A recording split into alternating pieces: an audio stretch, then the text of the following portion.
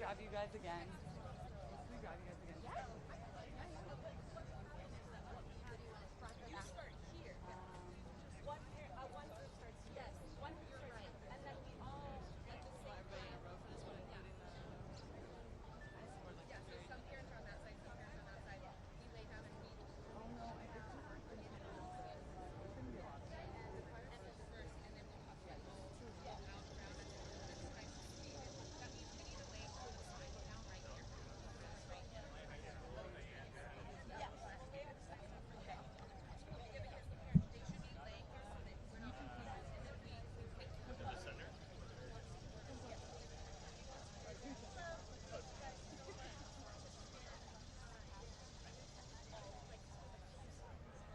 I think.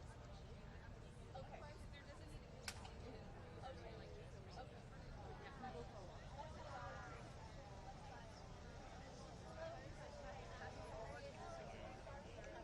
So wet today.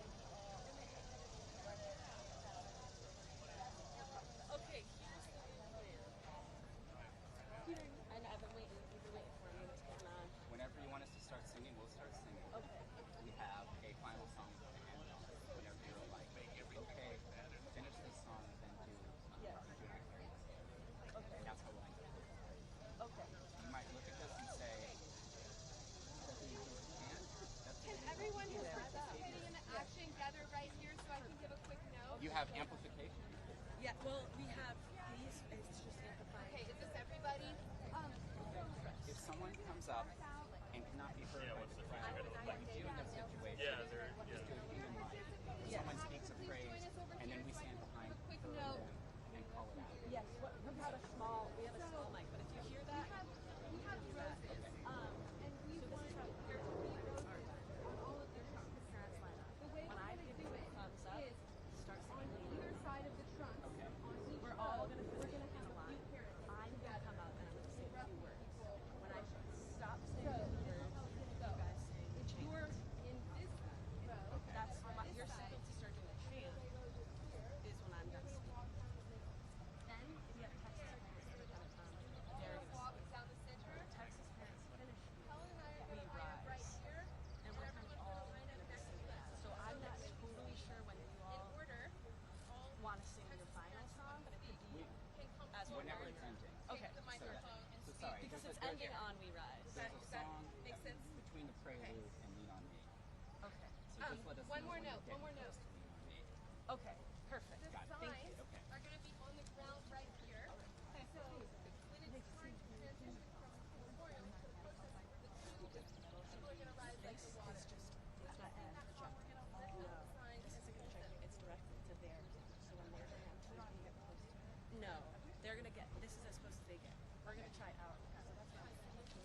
I guess the cue for everyone to start talking is going to be you coming forward and saying, I'm going to come forward and sing something. Yeah. And then after that, when I come back, they're going to come rise. Okay. When that finishes, okay, you're going to do that. Okay. And then everyone else is going to speak, and then I'm going to come back with the dance, and I'm just going to make the dance. Yeah. Right up. And this one is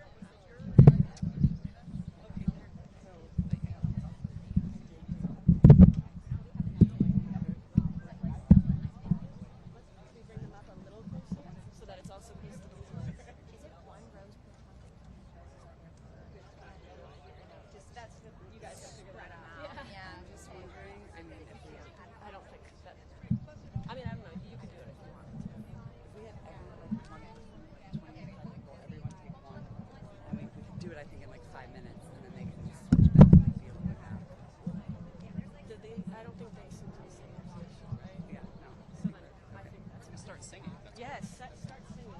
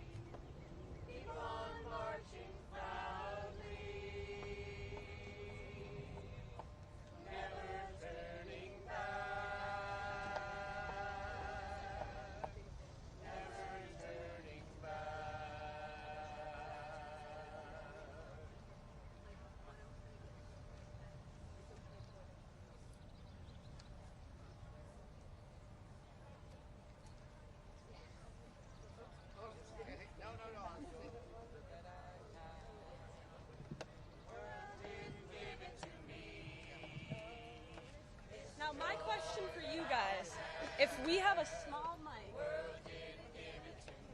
that's like this, hello, is that going to mess this up? Okay. Maybe you have, as long as they're sort of in front of the mics, they don't have to be loud. Okay, but it would be better to not have this. That can help amplify. It doesn't affect us one way or the other. What affects us is how far you are from these mics. Okay, so if I stand right here and I have this facing this way so that our supporters can hear us, you all are going to get sound right here. Okay, as close as possible. Okay, we'll do that for you guys, as long as you go good stories and report it on the front page and on the evening news.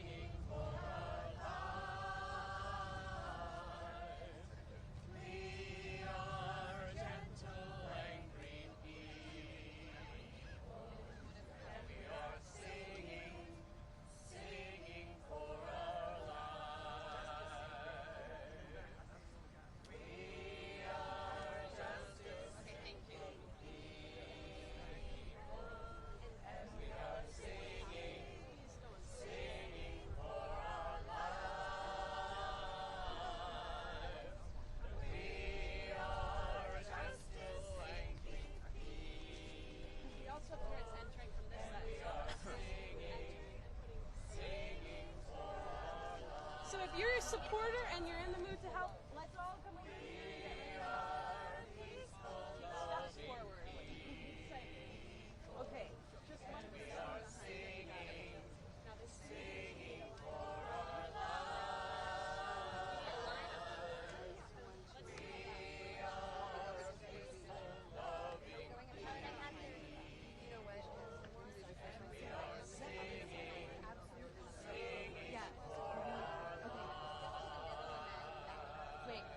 doing that side too.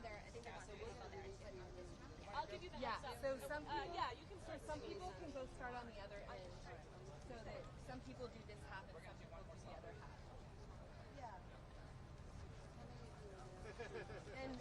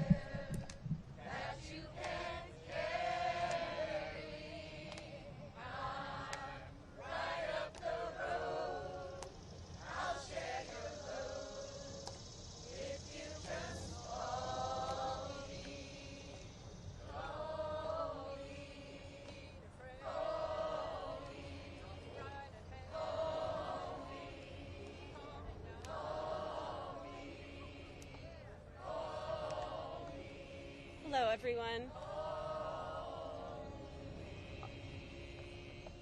Thank you so much for being here today. My name is Cassidy DiPaola with the Make Polluters Pay campaign.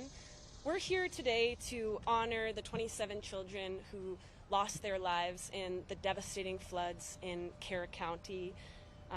They were away at summer camp doing what kids do at summer camp. They were playing, they were swimming, and they were feeling safe.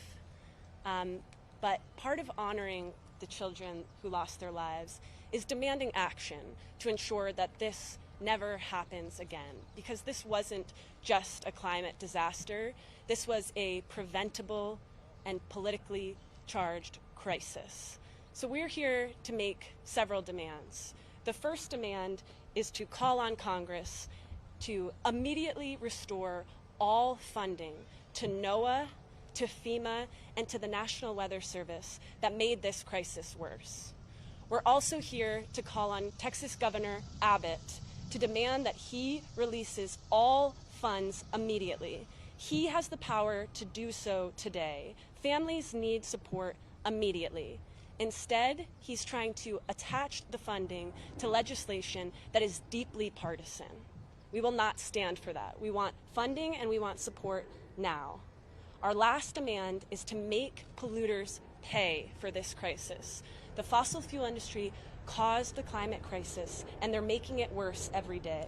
We're at the White House because they're meeting with Donald Trump and the Trump administration to demand immunity from any type of accountability, and they're actively lobbying to cut the funding that our communities desperately need.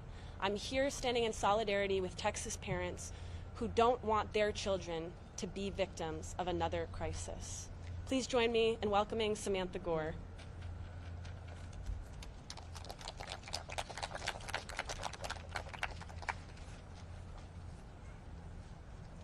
Hi. Can you hear me? Is this working? Our hearts are broken to be here today, commemorating the lives of 27 children who should be at home right now, recounting the adventures they had at summer camp. They did not die as a result of natural disaster. They died as a result of choices, terrible and deadly choices made by Kerr County officials, made by the state of Texas, and made by the Trump administration. It is so deeply unfair that these children had their lives taken from them, that these parents had their children taken from them. And we owe it to them and to all families to speak honestly about why they're no longer with us, and to make sure that no more children die because of our government's failure to protect them. Since Trump took office, NOAA and the National Weather Service have lost over 600 staff. Weather balloon launches, flood modeling tools, and emergency communication systems have been suspended or scaled back in many regions. These cuts directly affected Texas. Key Texas weather offices are understaffed, including those responsible for issuing flood alerts. Emergency coordination at the local level has been weakened due to reduced federal support. Congress just made it worse. In the most recent budget bill, Republicans, led by Texas Senator Ted Cruz, added a $200 million cut to NOAA's forecasting and public alert programs. These cuts were not in the original House version bill, but were inserted late in the Senate process by Senator Ted Cruz himself. Trump called us evil for asking why these children died in a flood that was predicted more than a year before it happened, who were drowned hours after alerts came out about risk to life. Evil is defunding our National Weather Service, NOAA, and FEMA, the agencies that we need to protect our children. Evil is using our tax dollars to fuel a climate crisis that is killing us. Evil is destroying our renewable energy industry, the only way out of the worsening climate crisis. And evil is profiting from all of the above. As a mother in the richest country in the world, I should not have to worry every night that I won't get flood warnings in time to save my family because our government defunded our National Weather Service and NOAA. This is insanity. This is so dangerous. This is not leadership. It's a combination of cowardice and corruption. All parents should understand that we have a way to stop the climate crisis from worsening. We have all of the technology we need to transition quickly off of fossil fuels and onto renewable energy. But we lack real leadership in government to get it done. This is not a partisan issue. All people's lives are at risk. Nobody is safe from this, and all parents need to come together in this moment to demand our weather services are fully funded and demand an end to the climate crisis.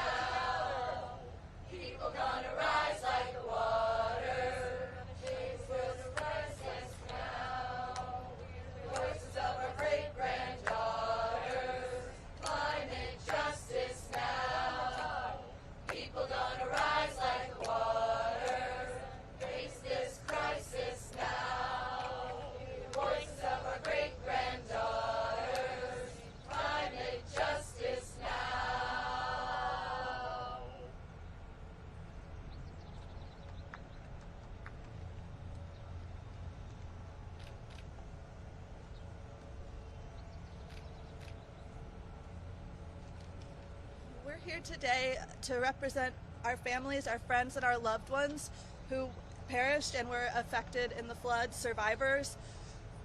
This was a completely preventable tragedy. Yes, this is an area that's prone to floods. However, government failed at every level, federal, state, and local. These children did not need to die. The community did not need to suffer these atrocious losses. Since the 1960s, the United States has been a leader in weather science, in climate science. Countries around the world have copied our warning systems. You've seen now what happens when this warning chain breaks.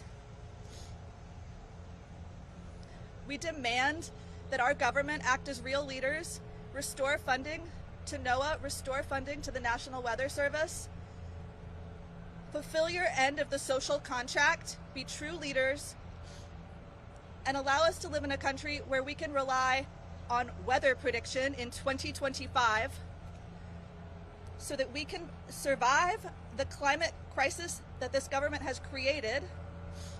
And please do not kid yourself that this is breaking news, that there is a climate crisis.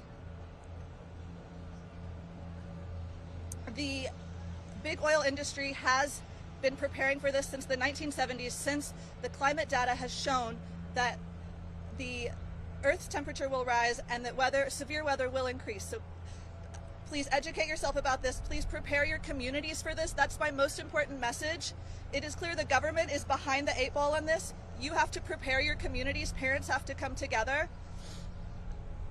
This can happen in your community. Demand that the government fully fund the National Weather Service, but also prepare your communities now. Thank you.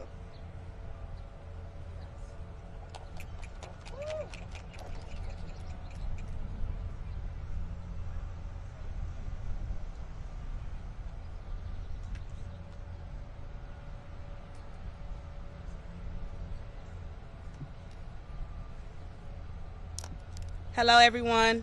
My name is Nika Arnold. I'm the founder and executive director of the Healing Project. a grassroots nonprofit in Austin, Texas. Make some noise, because Austin, Texas in Washington, D.C. A grassroots nonprofit in Austin, Texas. For nearly 6 years since Winter Storm Uri, we've responded to disasters out of state. Our state was never prepared for it.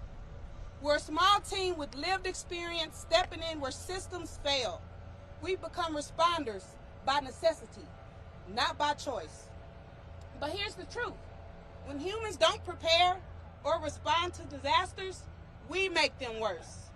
We need more than thoughts and prayers. We need accountability. That's why we're here. Who's responsible when families are left without shelter, food, or power? Who answers when local responders and nonprofits are stretched thin beyond their limits? We're asking 3 things. Invest in local communities, rooted response systems, because we're already doing the work. You see, we're here. Our boots are on the ground. 2, infrastructure, funding for flood prevention and climate resilience in historically marginalized neighborhoods. Y'all got me up here like I'm preaching. Are y'all catching on? Are y'all catching this? Good. Emergency planning that centers equity and not just politics. I know we got the White House right there, but come on. It's people before policies. We could not keep asking the most impacted communities to show up, to be both survivors and first responders. That's not justice, and that's not sustainable. We're tired, but we're still here, as you can see, and we won't stop, and we're demanding what our communities deserve: safety, dignity, justice, and before and during the disaster strikes. Thank you.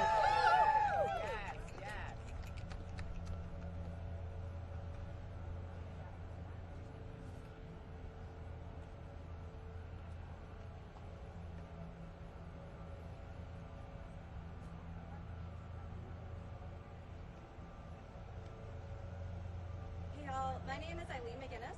I'm a mom based in Austin, Texas, where several families have lost loved ones in the recent flooding. I'm also here as the founder of the Parents Climate Community, a nonprofit in Central Texas that connects families to local climate action. My own 10-year-old is thankfully alive and safe and well, but as a mom, I've been feeling the loss of the youth who died in the flooding in a very visceral, immediate way.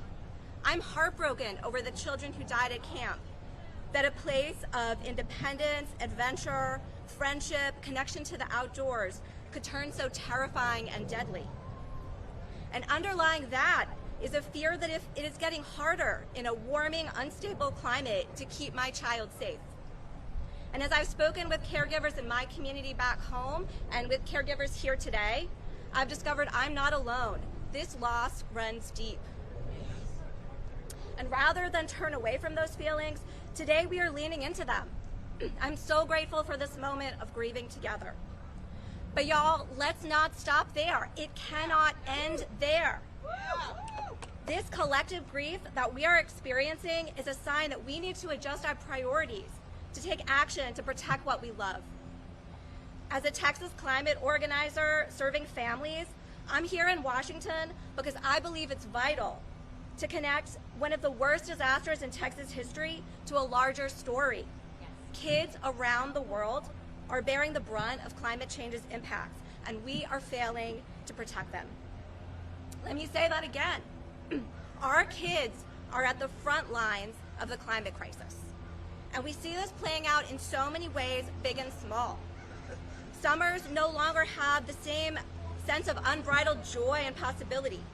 Wildfire smoke, extreme heat can make it dangerous for kids even to set foot outdoors. Young people who survive disasters like the recent floods can develop PTSD, which is compounded by poverty, repeat exposures to disasters, or other sources of instability in their lives. And the list goes on and on. Now, I get it. This isn't a comfortable or easy reality to sit with. But if we, the adults in the room, don't acknowledge the reality of climate change and that more frequent and intense extreme weather events are ahead, then my kid, your kid, our kids will continue to be at risk. Caregivers should not be bearing the burden of this alone. We need lawmakers at every level of government to be asking themselves, how can we learn from this disaster? How can we protect kids and communities from the future climate disasters that are coming? For a start, as you've heard already, we need to restore funding for agencies like NOAA and FEMA. We also need a rapid clean energy transition and a deep commitment by government and civil society to hold fossil fuel companies, banks, and insurers accountable for the crisis. If we as a society, as a nation, are comfortable ignoring this basic moral obligation to prioritize children's safety, health, and their right to thrive, then we've lost our compass, we've lost our way.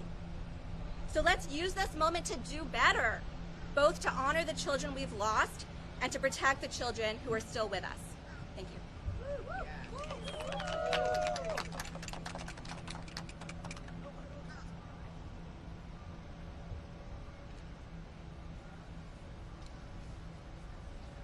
Hello, my name is Kale Lerman. I am a Texas mother and a former Hill Country camper and counselor for many years. And if you have had the absolute pleasure of being in the Texas Hill Country, you know what a magical place it is. Carrying these trunks that represent all of the girls that were lost at Camp Mystic across this field this morning brought back so many memories of carrying my own trunk across a field filled with excitement, a little bit of nervousness at what was to come over those 2 weeks. And it is such a blessing, such a pivotal moment in childhood. And for these girls to not have come home to their mothers is unthinkable. As a mother myself, it's absolutely unimaginable to think about what they are going through in this moment. And we have the ability to predict these things and prevent the loss of life by refunding the National Weather Service and NOAA. So it is simple. We are here asking that those two things be refunded so that we can protect our children. Climate change is here. It is not a topic of discussion anymore. We are all experiencing it, no matter what background you come from, no matter what political affiliation you are a part of. Climate change is here and it's real, and we need our government to fund the services that allow us to protect ourselves